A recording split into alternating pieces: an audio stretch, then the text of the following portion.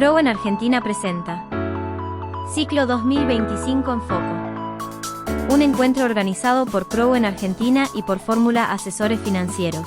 En el encuentro de hoy hablamos de inteligencia artificial y computación cuántica. Oportunidad de inversión o burbuja financiera, noviembre de 2025. Buenos días a todos los que se van sumando. Les doy la bienvenida a nuestro encuentro del mes de noviembre de nuestro ciclo 2025 en Foco, que ya increíblemente va llegando a su fin. Bienvenidos nuevamente. Estamos aquí con Mariano Cáceres Colombo, con José Topalián. Mariano, socio de Fórmula Asesores Financieros. José, socio y experto en finanzas de Crowe en Argentina. Los dejo a ellos. Bueno, muchas gracias, Romy, y bienvenidos nuevamente a todos. Hacemos, como siempre, una breve presentación institucional para después darle acceso a nuestro panelista. Como ustedes ya saben y los que se incorporan, Crowe es una firma internacional de contadores públicos y expertos en temas de finanzas y cuestiones vinculadas a la consultoría. Hace ya más de 80 años que estamos en la Argentina. Estamos en el ranking internacional dentro de las 10 principales compañías de este rubro a nivel global, con una facturación global de 5,8 billones, con más de 800 oficinas en 140 países. Desde Crowe de Argentina prestamos servicios de auditoría, impuestos, consultoría, tecnología, sustentabilidad, recursos humanos. Nuestras principales oficinas están en todos los centros más importantes del país a nivel económico, desde Buenos Aires, pasando por el litoral, la zona central, la Patagonia y Cuyo. Y ya bueno, como ustedes saben, ya desde hace un tiempo hemos complementado una alianza estratégica con Fórmula, asesores financieros.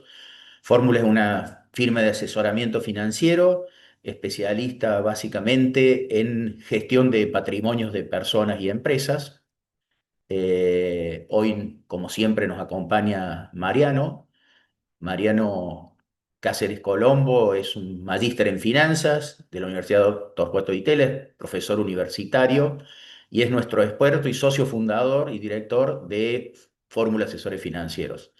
Ya desde hace un tiempo, como Mariano nos tiene acostumbrados a su excelente asesoramiento y sus consejos, Marianito, todo suyo. Gracias, Topa, gracias, Romy. Gracias eh, al universo que nos deja alguna charla que esté fuera de agenda. Es por eso que conversando y, y evaluando lo que viene sucediendo, sobre todo en el mercado internacional, es que decidimos darle un pantallazo a uno de los temas que ha estado de moda durante todo este año y parte del año pasado, que es la, la agenda de inteligencia artificial y algo no tan en boca de todos, que es la computación cuántica. Y dentro de esta agenda, lo que se viene conversando, sobre todo a partir de septiembre, octubre, noviembre, y hace varios meses más, pero bueno, esto en la agenda de los medios en general, fuera de la charla de los analistas, es: ¿existe o no una burbuja en las cotizaciones de compañías que sean de inteligencia artificial o de computación cuántica? Dentro del análisis o del planteo de hoy, la idea es revisar las burbujas, o algunas burbujas, dos en particular, y adentrarnos en cuáles son los modelos de negocio en la IA y en la computación cuántica, y terminar viendo los fundamentals y la evaluación de compañías del sector para, bueno, tomar el guante y tratar de sacar un par de conclusiones, sobre todo para aquellos que busquen o estén interesados en llevar a cabo inversiones dentro de lo que es este mundo de las empresas tech y en particular de estos dos rubros puntualmente. Si uno se pone a pensar y como asesor, a nosotros no nos queda marcada a fuego siempre la historia de la tulipmanía que ocurrió en Países Bajos allá en el siglo XVII, en donde eh, hubo un auge tan especulativo sobre, sobre un activo biológico que básicamente son flores, tulipanes, que llama la atención y empieza a describir por lo menos cuál puede ser el comportamiento eh, humano y de precios durante situaciones especulativas eh, que pueden traer consecuencias negativas. Entonces, breve historia, allá por el siglo XVII en Países Bajos, Países Bajos al que nosotros en el fútbol le decimos Holanda directamente, los amigos de Holanda, vamos a decir, básicamente venían pasando por un buen periodo en términos económicos, venían con una economía bastante estable, en crecimiento, y importaron desde Turquía los tulipanes. Y estos tulipanes, sobre todo una variedad rara conocida como Semper Augustus, fue la que desencadenó una serie de eventos especulativos bastante particulares.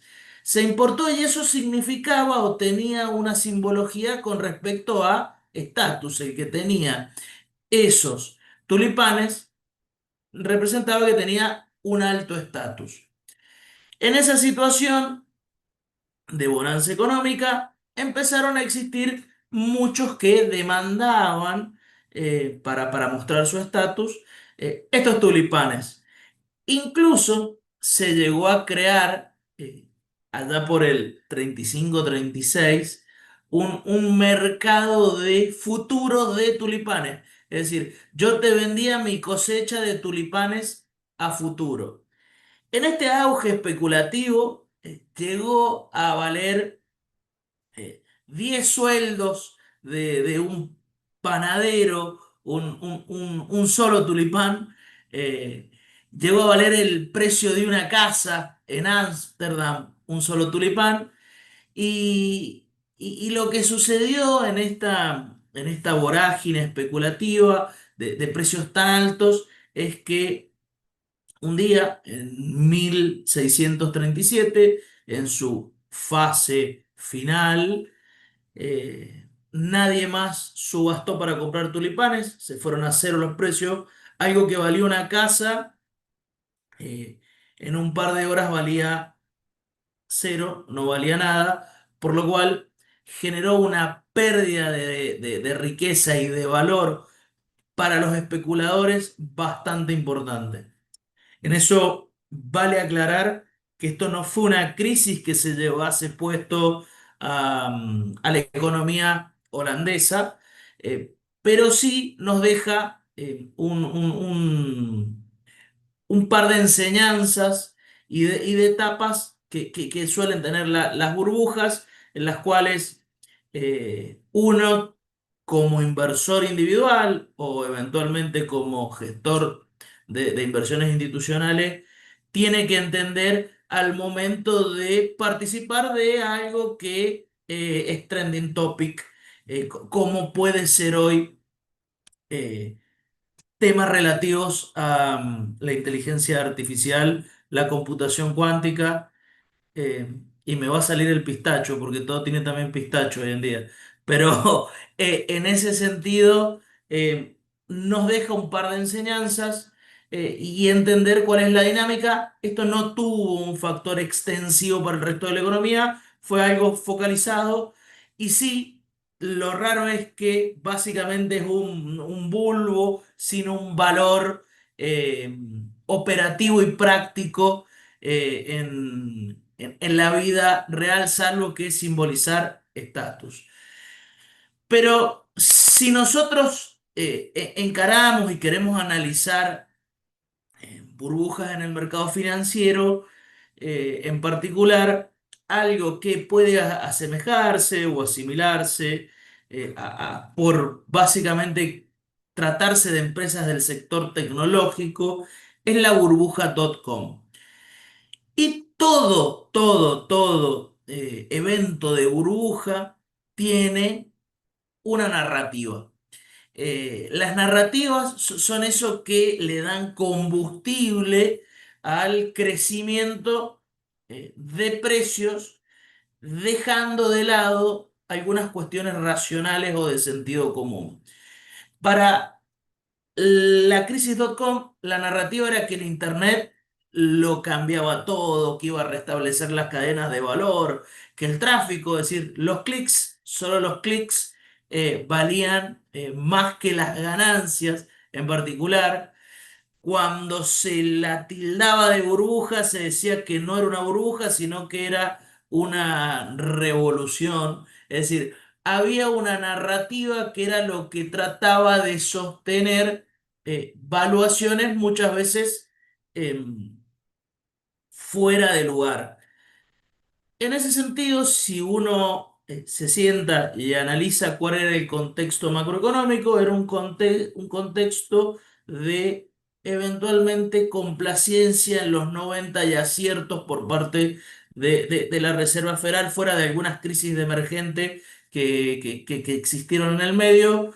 Em, Esta burbuja se armó en un proceso de bajas o empezó a inflarse a partir de un proceso de baja de la tasa de interés por parte de la Reserva Federal, que llevó la tasa de 6 a 4,75.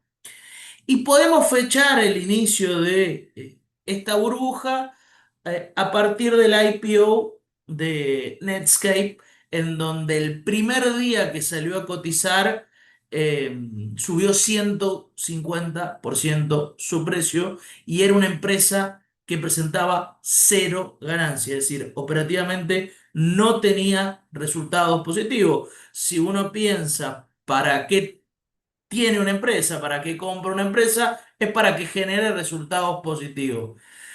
Bueno, uno puede comprar una empresa e invertir en una etapa en donde todavía no tenga resultados, pero la pregunta es qué pasa si esto se vuelve la norma y la generalidad.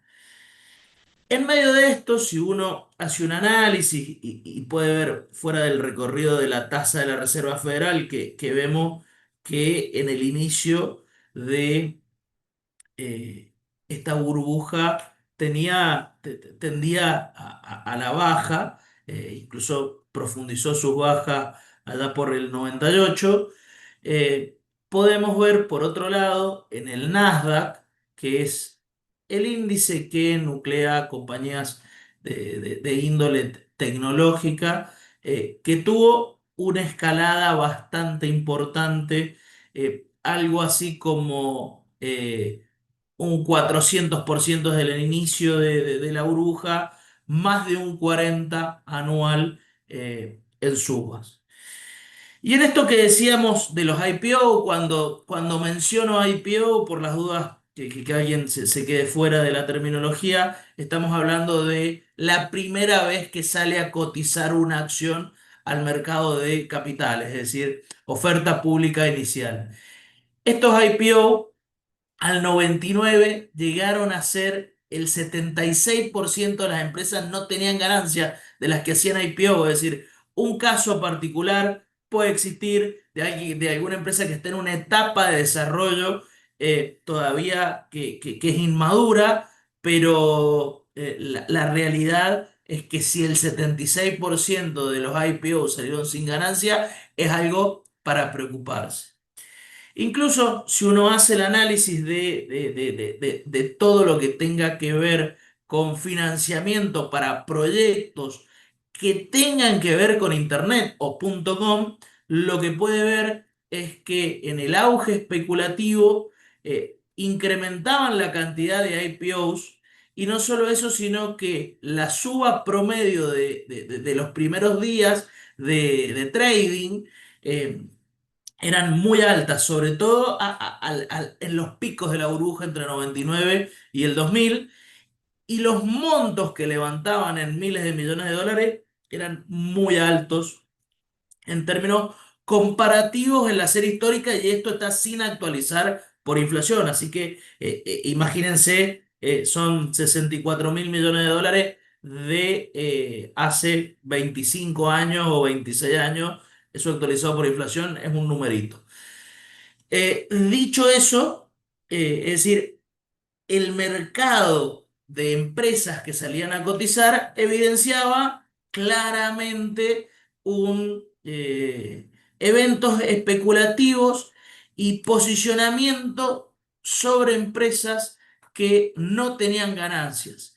Y si uno hace el análisis y se da vuelta y dice, che, ¿y qué pasaba con las que no salían a cotizar? Aquellas que estaban dentro del espectro del venture capital o de capital a riesgo, eh, ya en una categoría de private equity, digamos, de empresas privadas que no cotizan, es decir, que no son públicas. Podemos ver que hubo un auge también en empresas que levantaron capital, llegando a hacer números bastante y más importantes incluso que lo que veíamos en el mercado público, que es donde cotizan las compañías. ¿Qué pasó? ¿Por qué? ¿Qué fue lo que pinchó la burbuja? En principio, si uno piensa en esta situación de tipo de empresa, y mirá, si por un lado las empresas no generan ganancia, y si vemos que el price earning del Nasdaq llegó a 200x en el pico de la burbuja, y claramente no tenían fundamental muchas de esas compañías.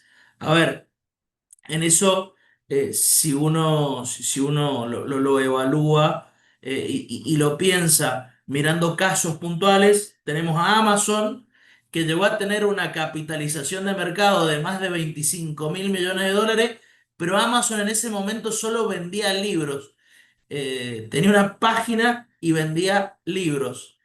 Un buscador como Yahoo llegó a tener 113.000 millones de dólares de capitalización bursátil, y si uno miraba sus ratios, eso representaba casi 200 años de ventas de la compañía, por lo cual y un price earning de 1.800. Es decir, la verdad que el precio sobre las ganancias, yo debería, si lo pienso anualmente, debería estar 1.865 años eh, esperando para recuperar mi inversión, salvo que, bueno, mejorara considerablemente sus ganancias. Es decir, en esto, en algunos ratios muy utilizados en el análisis fundamental, y solo evaluando la capitalización de mercado y poniéndole un poquito de sentido común,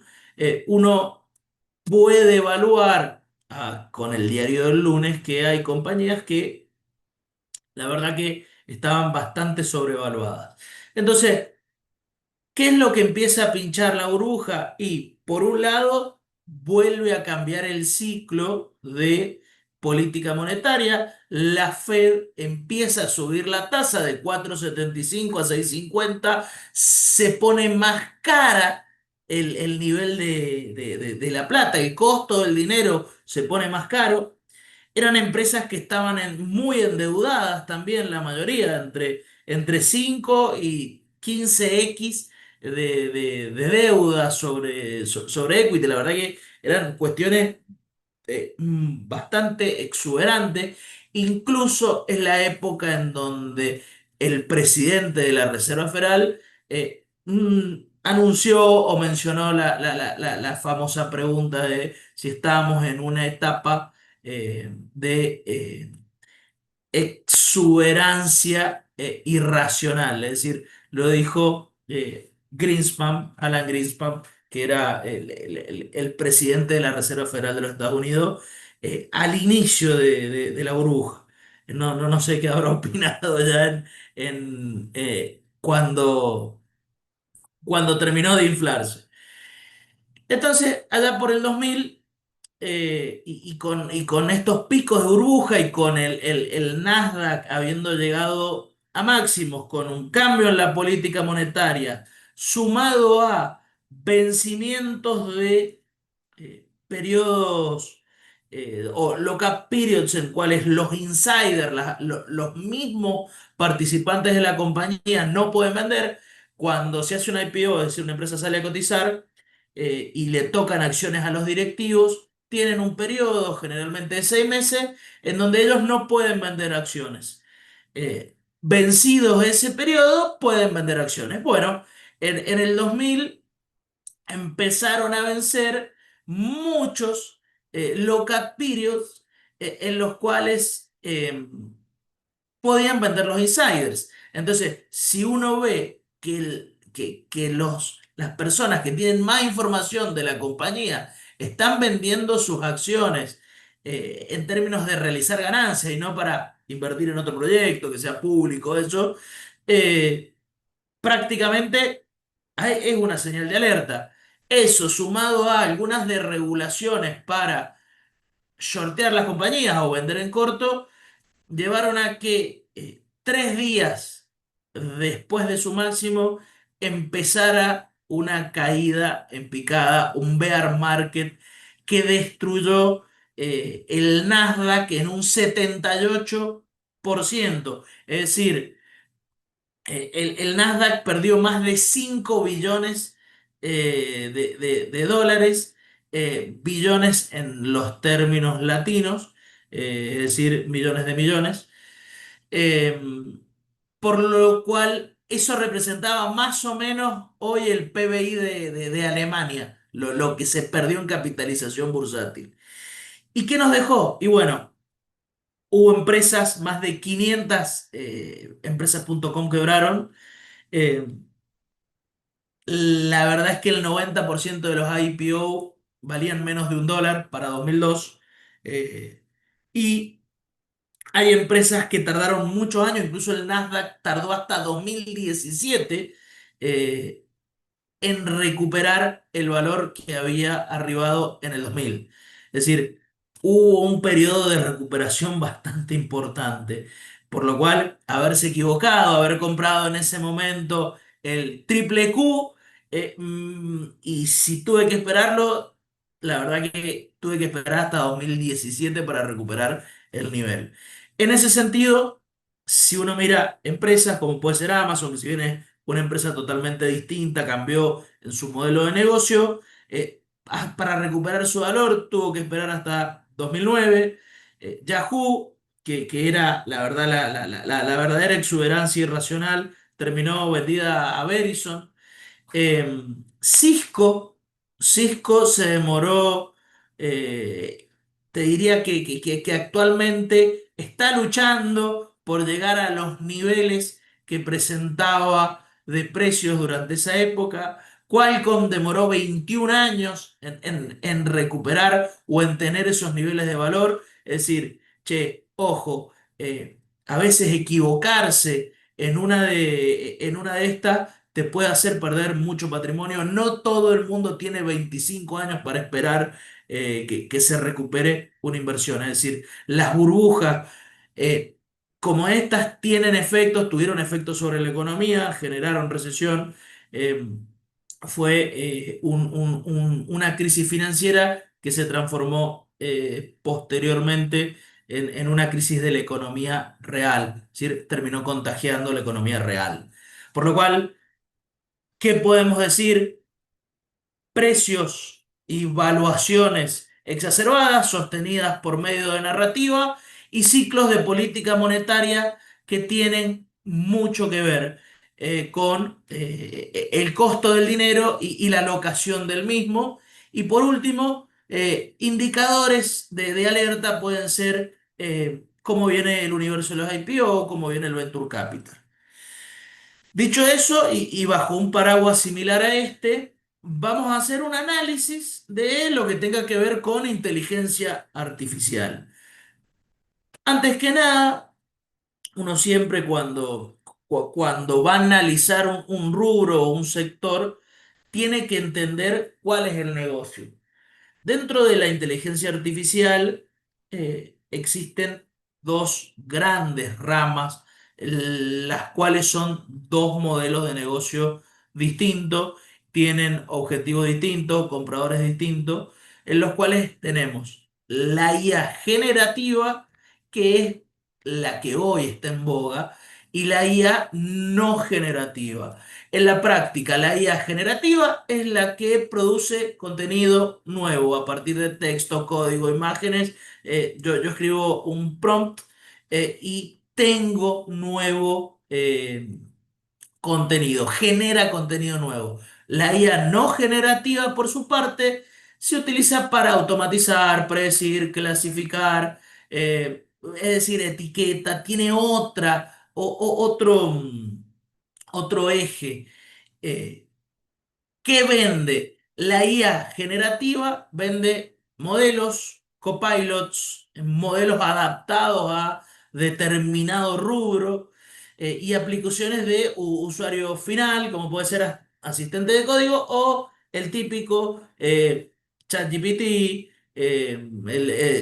las típicas Grok, los típicos sistemas que podemos ver hoy de IA generativa, bastante amplios y generales hay adaptados, podrán ver probablemente en en los distintos rubros, existen o se venden para que puedan ser entrenados en una materia específica.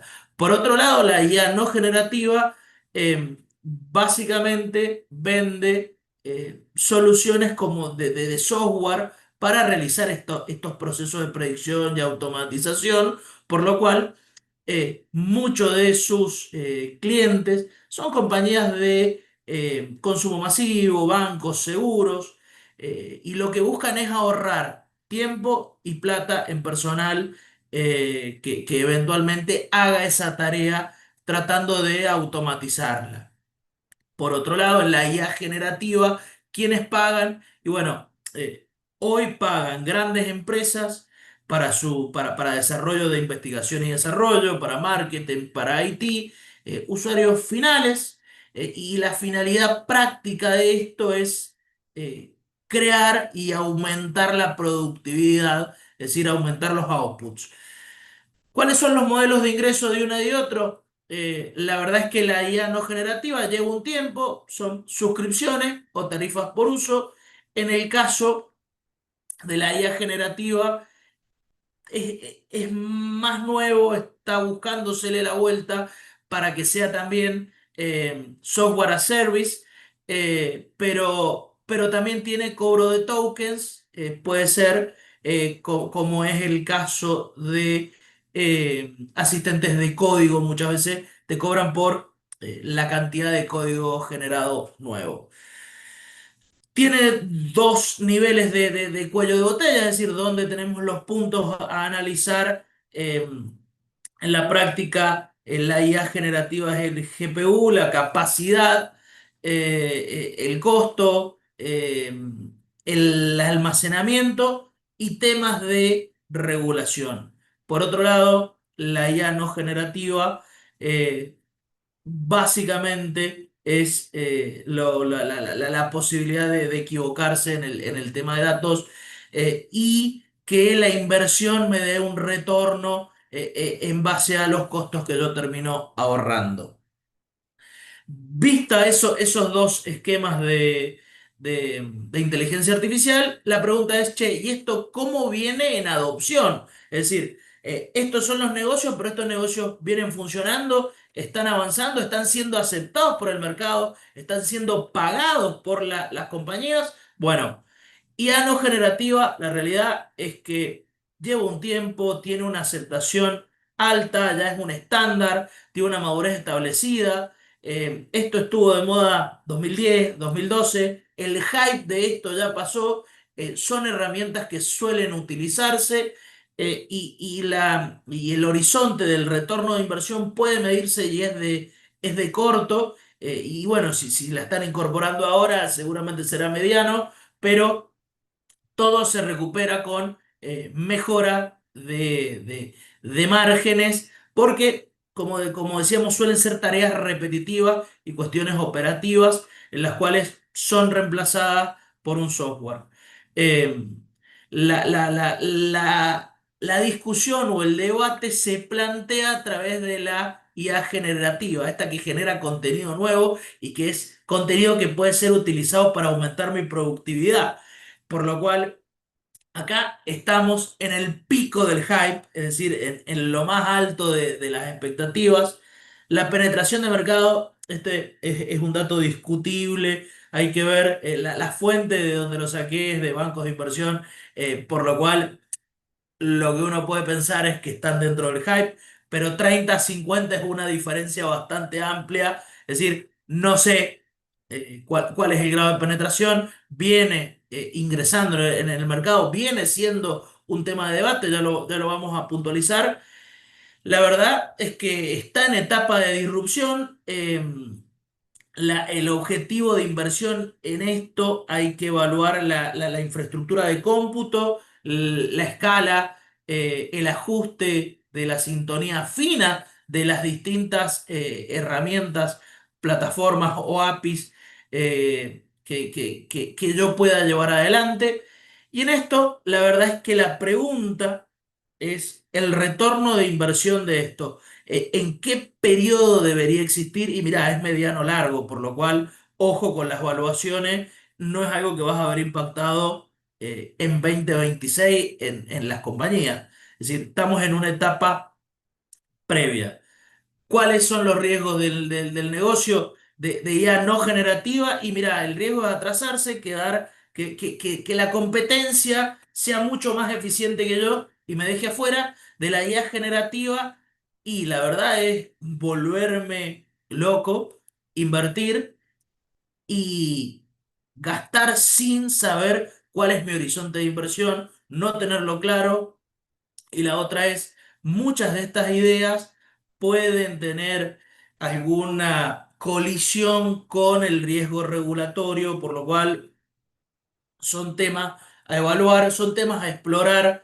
Es decir, estamos en una etapa donde hay adopción, pero es una etapa temprana para decir que su uso es masivo como modelo de negocio.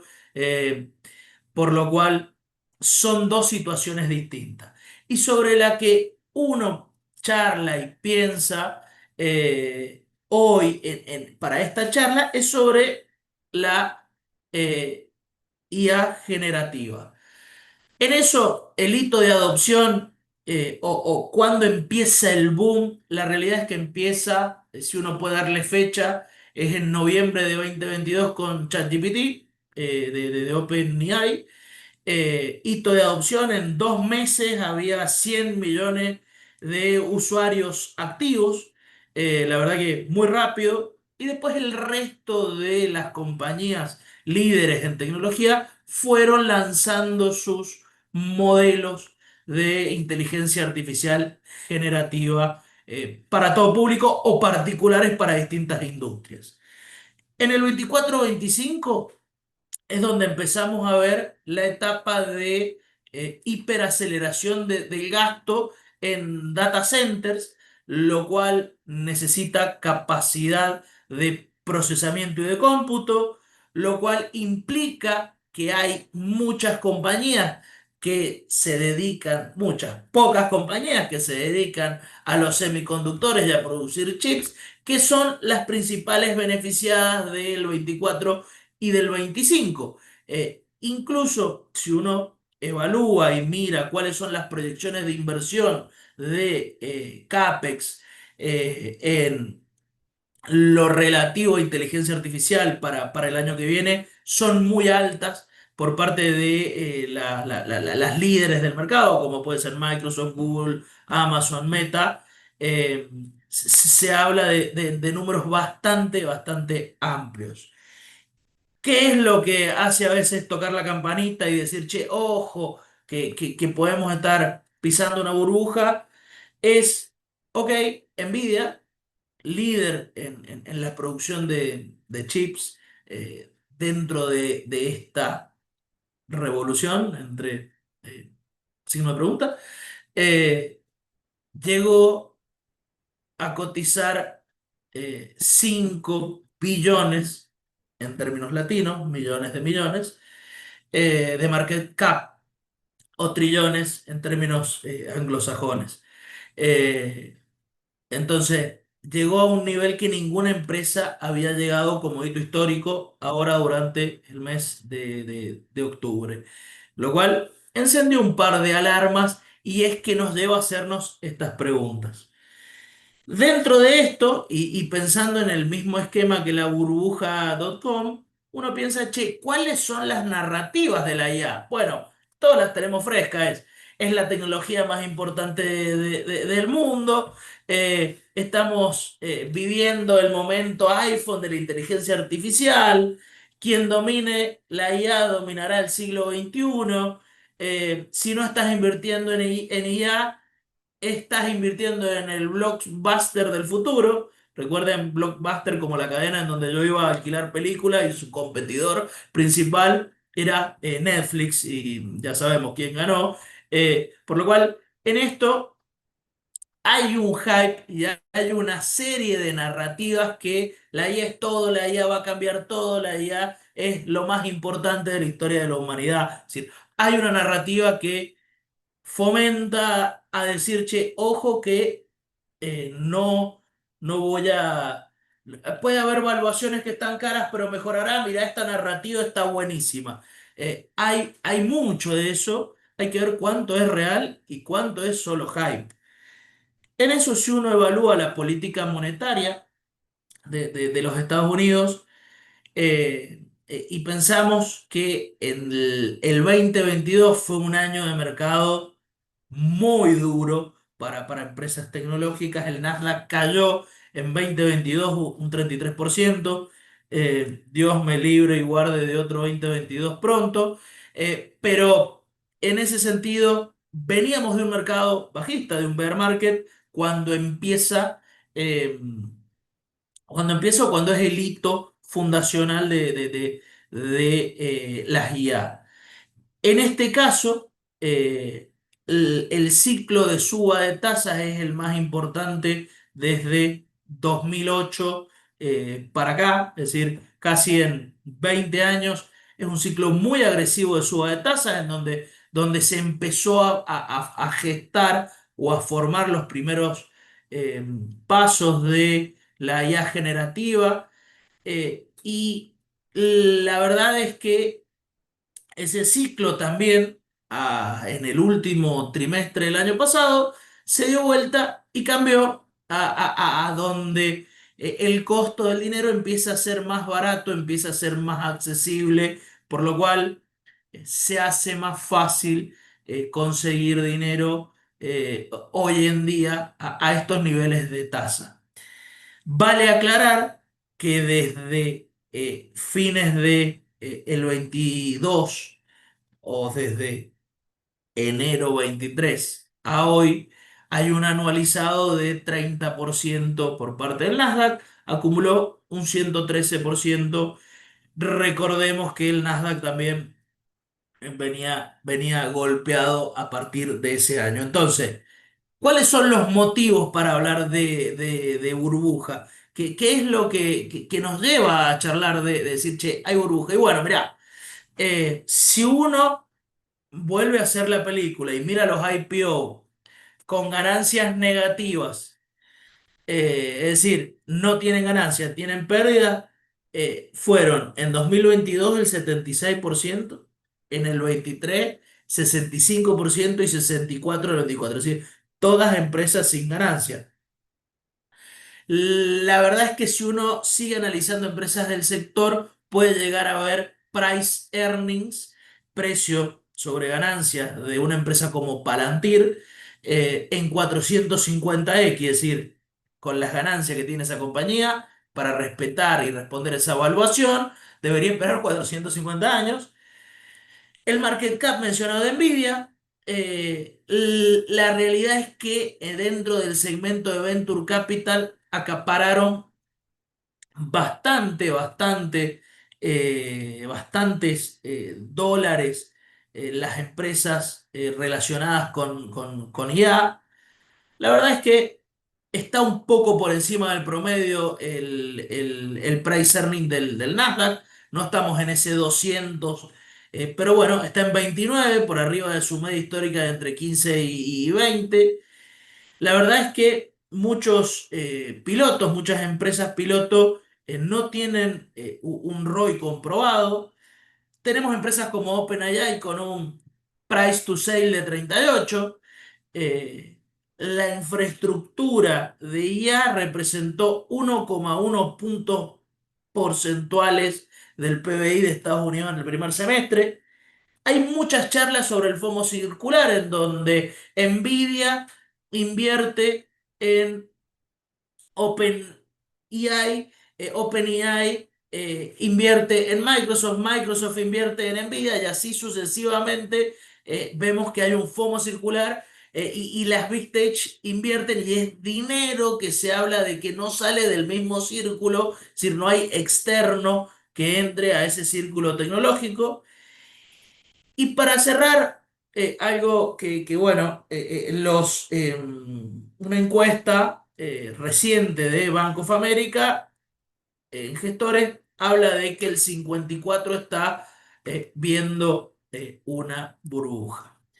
Entonces, en eso, si uno analiza números y puede evaluar las siete magníficas, que son las empresas de tecnología, todas regadas desde algún punto por la inteligencia artificial, podemos ver que en términos de price earning o precio-beneficio, se aleja un poco o tiene alargado un poquitito sus valuaciones con respecto a otras compañías del Standard Poor's 500, que es el principal índice de acciones de los Estados Unidos. En ese sentido, miremos los fundamentals, charlemos un poquitito de estos 10 puntos que hablamos, de los que podríamos decir y sacar la bandera que diga es burbuja. Y bueno, a ver, el Nasdaq sí está en el techo de su rango de los últimos 20 años, pero no está en ese nivel de 200 que veníamos charlando. Es más, no creemos que todo el mercado esté en términos de burbuja, básicamente porque si uno mira el Standard Poor's 500, las valuaciones en términos de este ratio, lo que puede decir es, che, mirá, si nosotros le damos la misma ponderación a todas las empresas, y mirá, está bastante más cerca, está un poquitito arriba del promedio, pero está mucho más cerca de lo que solía cotizar en términos históricos. Asimismo, si uno sigue profundizando el análisis y dice, che, ¿cómo viene el grado de adopción? Y bueno, puede ver que en los earning calls y en las conversaciones que se tienen en los resultados de las compañías, cuando se discuten los resultados de las compañías, hay mucho que aboga sobre la productividad y sobre la adopción de la IA por parte de las empresas norteamericanas. Es decir, che, ¿cuántas firmas mencionaron el término IA durante en los últimos calls del tercer Q del 2025? Y mira, el 62%. En el 47% de los calls se discutió sobre la productividad de IA, e incluso distintas industrias discuten cómo podría generarle productividad la IA. Y sobre todo, en esto, acá tenemos las dos, IA generativa y no generativa, pero el centro de adopción puede ser en la charla la IA generativa, hoy en día ya que la no generativa es una realidad para la mayor parte de estas compañías. Entonces, del otro lado de la película, yo te puedo decir a estos puntos que hemos charlado, ok, si vemos una empresa como Nvidia, podemos ver que está bien, la línea verde es su precio, pero la línea azul son sus rendimientos. Es decir, che, si vos tenés una empresa que crece en términos del último año el 94% año sobre año de ganancia, y la verdad es que va respaldando las subas que va teniendo en términos de mercado. Che, todos los años va a tener de 100% y mirá, es medio difícil que todos los años crezca 100% en venta o en ganancia por acción, pero si tiene ganancias y esas ganancias respaldan el precio de las acciones, ¿por qué debería gritar sobrevaluación? Puede decir, che, está un poco estirado, hay que verlo, hay que evaluarlo de acá en adelante, pero son aspectos que uno tiene que considerar más en empresa, en donde si uno mira los últimos 3 años, el resultado operativo de esas empresas es más del 50% y la caja que termina recibiendo, el margen de EBITDA que terminan recibiendo, son más del 50%, es decir, son una máquina de hacer caja más de una, por lo cual, ojo, hay que separar la paja del trigo y evaluar qué compañías pueden estar o no en este tono burbujeante. Es decir, ojo, Palantir puede ser un outlier o un eco de lo que fue Yahoo, pero no significa que porque Palantir tenga 450 de price earning, todo el resto de las empresas que estén en inteligencia artificial estén sobrevaluadas.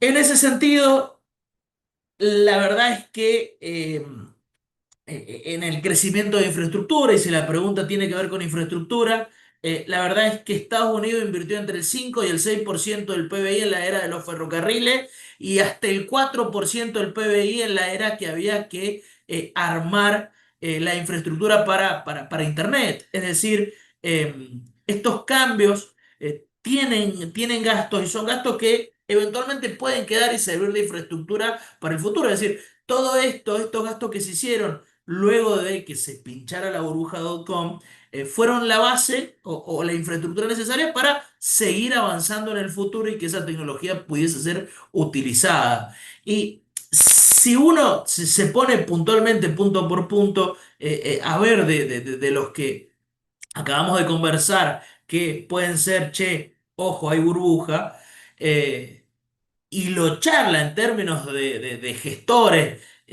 como hemos visto en una encuesta, mirá, la verdad es que los gestores solemos ver muchas veces burbuja. En el 2021, 66% hablaba de una burbuja tech y el Nasdaq ese año subió el 100%, y en el 2018 también se veía una burbuja y está 300 arriba. Es decir, che, eh, en esto hay que hacer una evaluación, hay que tener en cuenta el negocio. Es por eso que dentro de la charla hemos analizado cuál es el negocio, hacia dónde va, y hay que ir puntualizando compañía por compañía. Puede haber precios estirados, pero la discusión queda, no se puede levantar y decir hay burbuja, porque hay muchos aspectos en particular a analizar para poder decir, sí, es una burbuja, me quedo del todo afuera de este rubro. Y si hacemos el mismo análisis y lo aplicamos a la computación cuántica, que básicamente es un paradigma de computación radicalmente nueva para realizar cálculos que las supercomputadoras de hoy no pueden hacer. Lo que podemos decir es que está en una etapa muy inicial, que el desarrollo todavía es muy ruidoso, no tiene un valor puntual. Hoy el valor es más potencial La verdad es que es un negocio que se paga por estar y por tratar de adquirir personal que esté capacitado al respecto de eso, más que tenga una utilidad actual porque no termina de estar desarrollada la computación cuántica. Es decir, la verdad es que la adopción es muy baja. eh, Estamos en una etapa que es precomercial, todavía es de investigación, y se habla de que, bueno, de acá, de entre 7 y 15 años, podría empezar a materializar algún retorno, por lo cual estamos hablando, si hemos dicho que la inteligencia no generativa es una realidad, ha penetrado en el mercado, hay un 70% de adopción, que la inteligencia artificial generativa está entre un 30 y un 50, es decir, está en una etapa ya de comercialización y de adopción. La verdad es que la computación cuántica estamos en una etapa previa a esa, es decir, no hay una etapa comercial verdadera. Eh, ¿Tiene potencialidades? Sí, pero todo lo que se compra es potencialidad. Entonces, miremos algunas empresas del sector y solo mirando el cuadro tratemos de sacar conclusiones. Eh, Price earning de 300, de 1000, de 500, de 9000, eh, capitalización de mercado de 22 mil millones de dólares, 11.000, 3.000, con ventas. eh, Acá, ventas de 21 millones versus capitalización de 11 mil millones. Eh, Vienen recortando, la verdad es que han estado, incluso esto estuvo en 40. La verdad es que parece ser que en este caso, solo mirando los números y viendo el comportamiento que tiene el mercado, es una burbuja que o empezó a pincharse o tiene mucha volatilidad también porque los fundamentals no la acompañan. Y parece ser algo que ha avanzado en términos de decidir y purgar el mismo mercado. Lo que sí parece es que es algo que no va a arrastrar a todo el mercado en sí, sí eventualmente a los especuladores que apostaron mucho en estas situaciones. Entonces, ¿cuáles son las conclusiones de esto? Y perdón por el tiempo, dejo abierto a preguntas.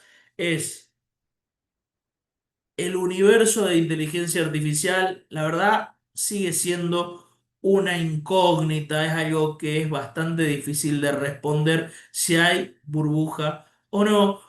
Hay un modelo de negocio, hay fundamental, sobre todo en las siete magníficas, hay resultados, son empresas muchas que tienen una diversidad de fuentes de ingreso, las líderes en esto, por lo cual no es el mismo caso que el 2001, sobre todo en las empresas líderes. Eh, y por otro lado, el universo de computación cuántica sí parece, uno podría afirmar que con ese nivel de evaluaciones hay una burbuja que se está pinchando o que bueno, que puede ser una subetapa, pero sin un desarrollo de modelo de negocio claro, parece bueno, hay un evento de burbuja, por lo cual estas son las conclusiones de la charla de hoy. Son dos modelos de negocio distintos, con dos destinos eventualmente distintos. ¿Podrán juntarse en un futuro? Sí, pero hoy no son lo mismo. Muchas gracias por tu exposición. Acá hay algunas preguntas que nos han llegado, que las voy leyendo. Dice, como parece que existe duda en la burbuja de la AI, ¿qué drivers o factores tendrías en cuenta a monitorear que podrían pinchar dicha burbuja? ¿Cómo te darías cuenta? ¿Cuál es la alerta temprana? Mira, si la IA fuera una burbuja, creo yo que qué efectos podrían empezar a generar que eso se pinche. Número uno, los cambios bruscos en la política monetaria norteamericana, es decir, la Reserva Federal, todos esperamos que siga bajando la tasa, parece que en diciembre eso está en duda, por lo cual, che, ojo que si la Reserva Federal no baja la tasa en diciembre y el año que viene vemos que puede llegar a subirla, puede ser un factor que te pinche la burbuja. Otro punto en particular es, che, el retorno de la inversión, tenemos que empezar a poder proyectarlo y poder verlo si empresas, no de las líderes, de algunas más periféricas, no empiezan a mostrar resultados o el camino de cómo van a obtener ganancia o cómo van a mejorarle los márgenes a otras compañías, vamos a empezar a tener como alerta, che, ojo que este dinero que hay en infraestructura y que eventualmente se va a pasar en costo de servicio puede no llegar a existir. Ya, perfecto. Otra pregunta que nos hacen es, si uno quisiera encarar una inversión de este tipo, ¿conviene hacerlo con algún instrumento de inversión colectiva, tipo los ETFs, o seleccionando papeles individuales? La pregunta es bastante personal para cada uno de los tipos de inversores. Eh, Creo que son casos de evaluar. Si uno no tiene experiencia y va a asumir riesgos, yo lo haría a través de instrumentos de inversión colectiva tipo ETF. Es decir, si uno no va a estar acompañado, y no está informado en el día a día sobre el tema, lo haría sobre algún instrumento colectivo sin ninguna duda. Ahora, si estoy informado o si busco asesoramiento, me parece que puedo ir eligiendo sabiendo los riesgos que uno corre, papeles individuales. Aquí Jorge nos escribe también, que lo tenemos en el chat. Entiendo que es casi una reflexión, porque dice, cuando notas las alertas tempranas respecto a potenciales burbujas, es el momento de salir, y habla obviamente de quienes en definitiva provocan la burbuja y que son los que salen a tiempo, digamos, y consolidan la ganancia. Eso es un poco, entiendo lo que Jorge nos está Eh, expresando. que los últimos puntos se lo gane otro, es la filosofía. Che, pero le queda un 10%, un 15% para el objetivo. Que se lo gane otro. Digamos, más en esto. Si uno puede ver no sé, por lo menos en computación cuántica, hay empresas que están 5x en el último año. Eh, eh, no sé, la ambición a veces no tiene que ser desmedida y hay que tomar decisiones racionales. Son negocios en la práctica. Bueno, muchas gracias, Mariano. Romy, te devuelvo el micrófono. Gracias José, gracias Mariano, gracias a todos los que nos acompañaron hasta acá. Solo me queda comentarles que tenemos el último encuentro del año, que si no recuerdo mal va a ser el tercer miércoles como todos los meses, que es 17 de diciembre, una semanita antes de comenzar con las fiestas. Ahí estaremos haciendo un poco un revival del 25 y pensando un poco juntos lo que viene para el 26. Así que todas nuestras charlas son muy interesantes con José y con Mariano y esa lo va a hacer de sobremanera. Así que los esperamos, ya van a recibir seguramente en sus correos electrónicos nuestra invitación. Les agradecemos siempre el acompañamiento en cada uno de nuestros encuentros y nos estamos viendo en un mes para cerrar nuestro ciclo 2025 en Foco. Así que un saludo a todos y que tengan un muy buen miércoles y buen fin de semana largo para quien pueda aprovecharlo. Adiós.